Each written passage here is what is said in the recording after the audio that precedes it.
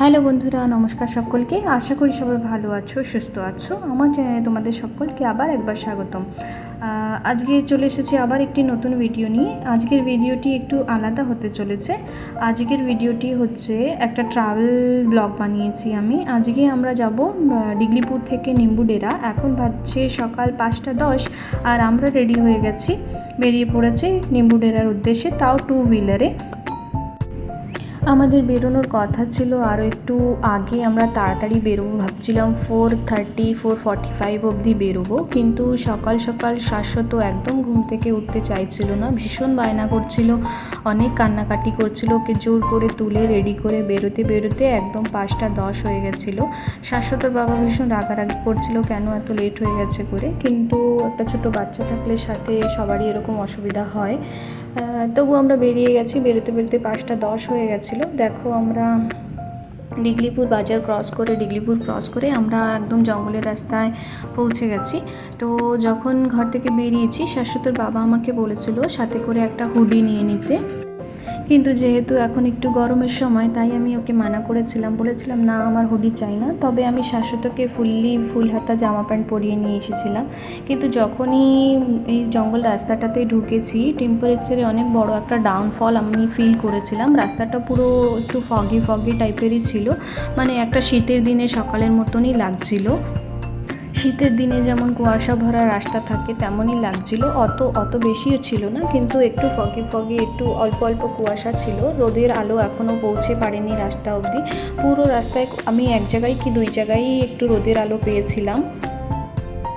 সবাই আমাদেরকে ভীষণভাবে বারণ করেছিল যে ছোট বাচ্চা নিয়ে এত দূর ডিস্টেন্স 2 হুইলারে করে আসতে হবে না, কিন্তু শাশ্বতর বাবা একদম বাসে উঠতে চায় না। আর যেহেতু আমরা রবিবারে বেরিয়েছি, রবিবারের দিনটা এখান থেকে ডিগলিপুর থেকে নিম্বুডেরার জন্য বাস খুব কমই থাকে, একটাই বাস থাকে শুনেছি। বাজারে গিয়ে খবর নিয়ে দেখেছি দুপুর 1টার সময়ই একটা বাস থাকে।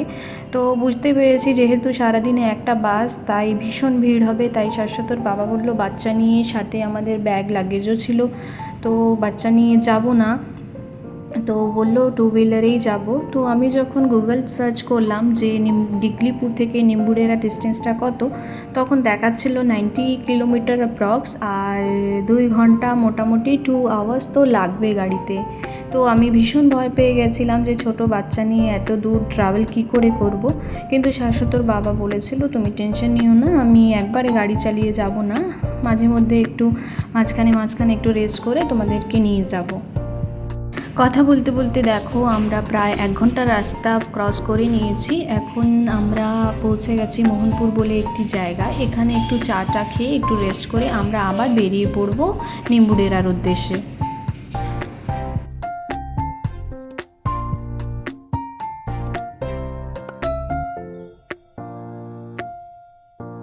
তো এখানে গাড়ি থেকে নেমে আমি একটু আশেপাশটা একটু ভিডিওগ্রাফি করে নিচ্ছিলাম। এত সুন্দর, এত শান্ত পরিবেশ, তো আমি নিজেকে রেজিস্ট করতে পারছিলাম না ভিডিওগ্রাফি করার জন্য।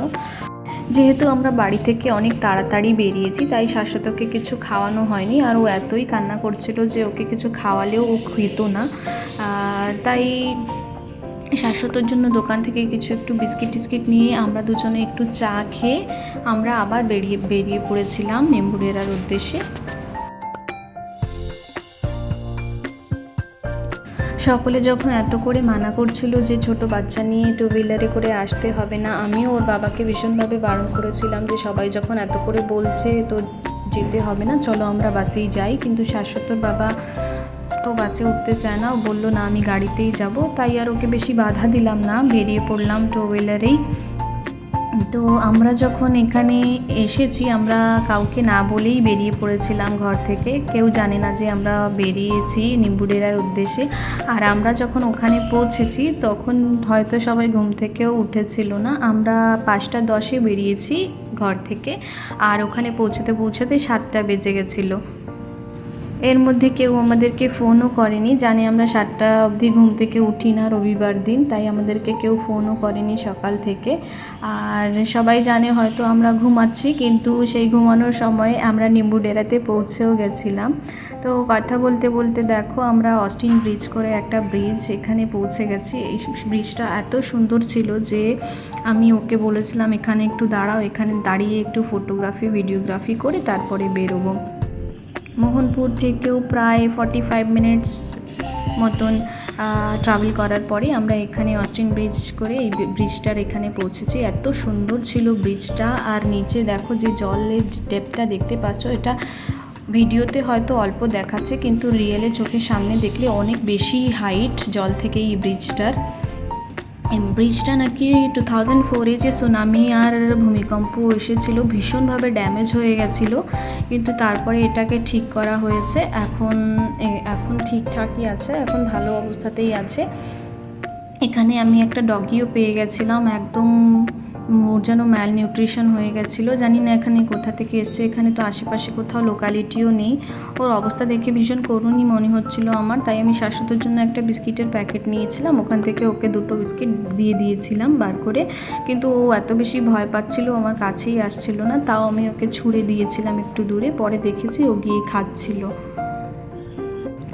রাস্তার কুকুর হোক আর যাই হোক, আমার ওদেরকে কখনো ছুঁড়ে খাবার দিতে ইচ্ছা করে না, কিন্তু যেহেতু এই আমার কাছেই আসছিল না, আমি অনেকবার ওর মুখের দিকে ওকে উদ্দেশ্য করে দিয়েছিলাম, ও আসছিলই না ভয়তে। তো শাশ্বতর বাবা বলছিল ওকে ছুঁড়ে দাও, ওরকমভাবেই নেবে। তো যাই হোক আমি ছুঁড়েই দিয়েছিলাম লাস্টে। তো পরে দেখেছি আমি যখন ওখান থেকে সরে গেছি তো ও এসে খাচ্ছিল। তো দেখো বন্ধুরা, তোমরা এই সিনারিটা দেখলেই এত মনোরম দৃশ্য এখানে কি বলবো, আর দেখে এমনি মন একদম আনন্দে ভরে যায়। এই ব্রিজটা নাকি এটা কোন ইয়ারে কনস্ট্রাক্ট হয়েছে আমি জানি না, তবে ব্রিজটা হওয়ার আগে নাকি এখানে নিচে জেটি আছে, ওইখানে মেশিন ডুঙ্গিতে করে নাকি এই পার থেকে ওই পার হওয়া লাগতো। তো অনেকটা টাইম কনজিউমিং ছিল। তো এই ব্রিজটা হওয়ার পরে মানুষের অনেক সুবিধা হয়ে গেছে, অনেকটা শর্ট টাইমে রাস্তাটা পার করা যায়। তো আমরা এখানে অনেকটা টাইম স্পেন্ড করেছি, অনেকটা সময় ধরে ভিডিওগ্রাফি করেছি, ফটোগ্রাফি করেছি, নিজেও দাঁড়িয়ে থেকে প্রকৃতির মনোরম দৃশ্যটাকে উপভোগ করেছি। ভীষণ ভীষণ ভীষণ সুন্দর ছিল। আমার তো যেতেই ইচ্ছে করছিল না, কিন্তু ভীষণ রোদ ছিল, তাই আমরা একটু তাড়াতাড়ি বেরিয়ে পড়েছিলাম। তো দেখো আমরা আবার বেরিয়ে পড়েছি নিম্বু ডেরার উদ্দেশ্যে। তো এখান থেকে আর হয়তো 30 মিনিটস কি 40 মিনিটস পরে আমরা পৌঁছে গেছিলাম, টাইমটা ঠিক মনে নেই আমার।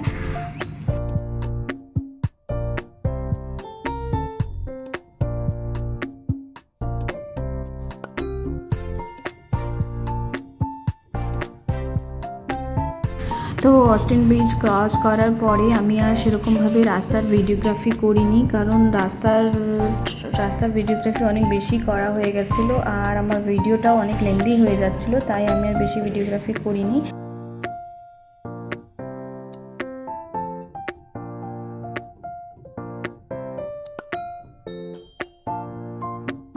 আমরা পৌঁছে গেছি নিম্বু ডেরাতে। তো এখানে আমার একটা ননদের বাড়ি আছে, এখানে একটু যাবো। যেহেতু অনেক সকাল সকাল বেরিয়েছিলাম তাই ওয়াশরুম ঠিক করে যাওয়া হয়নি, তাই দিদির বাড়ি গিয়ে একটু ওয়াশরুমে গিয়ে ফ্রেশ হয়ে তারপরে আমরা আবার বেরিয়ে পড়েছিলাম আমাদের বাড়ির জন্য। এখান থেকে আর 5-10 মিনিটেরই রাস্তা।